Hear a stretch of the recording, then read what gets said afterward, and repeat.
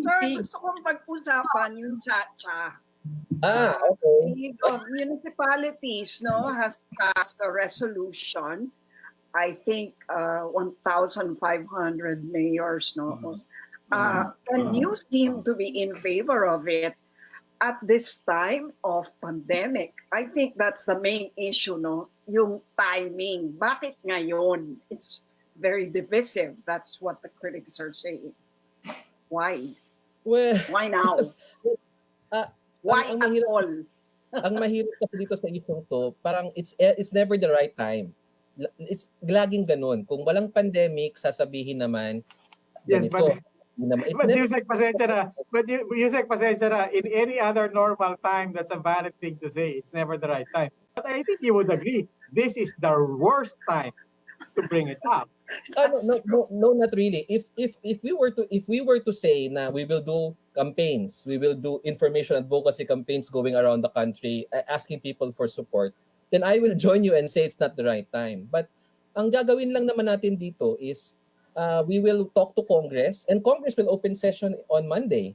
So we will just talk to Congress, give them the resolution, explain to them what the merits of this proposal, and get them to move. No, there will be no information dissemination program that will be done because we're under COVID. I guess the information dissemination or education campaign will come later once Congress has passed already this, if it decides to do so. So once this is done, then we will have to go to the people in a plebiscite. But in the meantime, it is just discussing the merits and demerits of the issue. Ang frustrating kasi dito sa isyung to, and we have been discussing this since we were in college, every time pag-uusapan, there's always the claim of, ulterior motive yan. No L yan. Ulterior motive yan, term extension. Wala naman po yan sa mga proposals. Even if you look at the proposal of the League of Municipalities, they never mentioned term extension. They never mentioned no election scenario. Because precisely, ang sinusulong ng LMP, which the DILG supports, are surgical amendments, small amendments to the Constitution, which we feel will make our country stronger if we have similar situations in the future like a pandemic. Because ang pinaka purpose lang naman nitong ating ginagawa is for regional development. We want to solve the unequal regional development that we have, where our GDP is concentrated in Metro Manila and in the region surrounding it. Can you explain to us why this is even necessary, given that there's already a Mandanas ruling? Diba? Supreme Court ruling na eh. So kung tutuusin, di ba pwede na execute yun? Yung IRA na kukunin sa national budget, or na hindi na kailangan i-confine lang sa BIR collections. Yes. Ang punot dulo kasi nito is the ambiguity in the wording of the Constitution. Ang wording kasi ng Constitution natin is just share. Okay? And then it's worded na taxes, but it was not really clear kung ano ba yung scope of taxes. And when it was interpreted by Congress through the local government code and by succeeding administrations, it was limited to internal revenue taxes. So the members of the leagues had to go to the Supreme Court, and it took them how long? The Constitution has been there since 87. It's already 2020, no?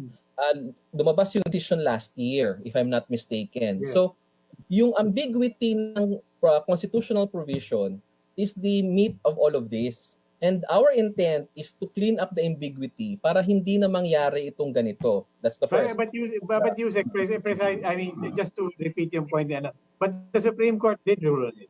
I mean, there is no ambiguity. I mean, they did give direction. No, but just to your other point, it's good that you acknowledge the distrust that people have on the process itself, not just this government. Any government that has floated constitutional change, people ascribe ulterior motive, Noel, term extensions, and so on.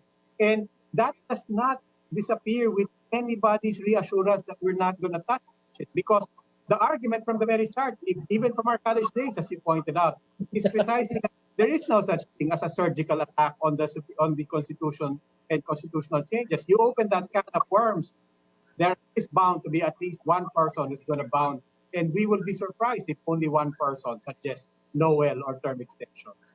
Or Okay. term limits. Let me address muna yung issue mo about the Supreme Court has ruled already on it. Okay. But the Supreme Court can always change its mind, and we've seen that in so many cases already. Nag-flip-flop sila. So it's entirely possible that a new president may come in later and say na, okay, I don't want all of this money going to the LGUs. And then we'll change policy either through the local government code or through I don't know whatever, no? Alam mo naman sa ating bansa, no? So we want to fix this, we want to put this in stone to ensure that the just share of local government units and the base upon which the era is taken is in the Constitution itself. Now, there is a difference between the situation now with the situation, for example, nung panahon ni Ramos, no? Kasi you're mentioning our college days. So, nung panahon ni Ramos, chacha or amendments to the Constitution came towards the end of the term. So at that time, very obvious na it was for purposes of perpetuating whoever the powers that be in power. But dito sa panahon nito, under the Duterte administration, constitutional reform or other forms of constitutional amendment has always been on table. Even before the president ran, sinabi na niya yan na ang gusto ko ay baguhin natin ang ating saligang batas, no? So it's really part of the agenda of change of the administration. So of course, tama ka, when we open up one provision, it may open up a can of worms. And ang maganda naman sa atin, we have two chambers. There's the Senate. So kahit anong mangyari sa House, if the Senate does not like it, wala naman mangyayaring which happened already during the first regular session during the term of Speaker Alvarez when a resolution was passed and it did not pass the Senate. Ang sinasabi ko, this is already the last 2 years of the administration. The administration is putting forward a package of reforms. Sana naman pag-usapan natin yung merito, hindi yung questionin yung motibo ng mga tao. Pag-usapan natin yung merito, no? If it doesn't pan out, fine, no? But we want to put this on the table and hopefully sa tingin namin, these surgical amendments are really necessary for us to progress as a nation. Usec, I just noticed you keep saying we, you are representing the DILG, so you're supporting the mayors. Pakababanggitin ko lang, in-interview kanina si League of Municipalities President Chavit Singson, and he was saying he wants a lifting of term limits and a 5-year term for local officials. He wants a lifting of all term limits sa local officials. Sinabi niya kanina yun. Yeah, sinasabi kong we because this is the position of the DILG and this is the position of the Task Force on Constitutional Reform. There's this body which was created by the President around 2 years ago who is studying these proposed amendments. Now, si Mayor Chavit personally is in support of 5 years, no? A 5-year term. 5 years and no term limits. Okay. I think wala pang posisyon ng LMP on that. Kaya nga wala naman dun sa resolution nila. I think he was expressing his personal opinion. Pero if you ask me, I would also support a 4-year or 5-year term for mayors. We have seen it in the DILG. Yung mga mayors, tatlong taon lang ang term nila. Yung first year nila, inaalam pa lang nila yung trabaho nila. And then yung pangalawang taon ay they already went to the learning curve, mas alam na nila yung trabaho. And then come third year, election na naman. With elections every 3 years, the election cycle has become the most predominant feature of our political life. So hindi talaga nakakatulong sa governance ang madalas na eleksyon. So if we are asked, for example, by Congress, but this is not in the proposals, if we are asked by Congress, if we support increasing the terms of public officials, we would agree that elections held every 3 years is counterproductive to governance. Kasi ang nangyayari, politics becomes the main feature of governance because lagi mong iisipin, election na naman sa susunod na taon, I cannot do anything which is not popular because of, as I said, elections being the predominant feature of any local politician's life.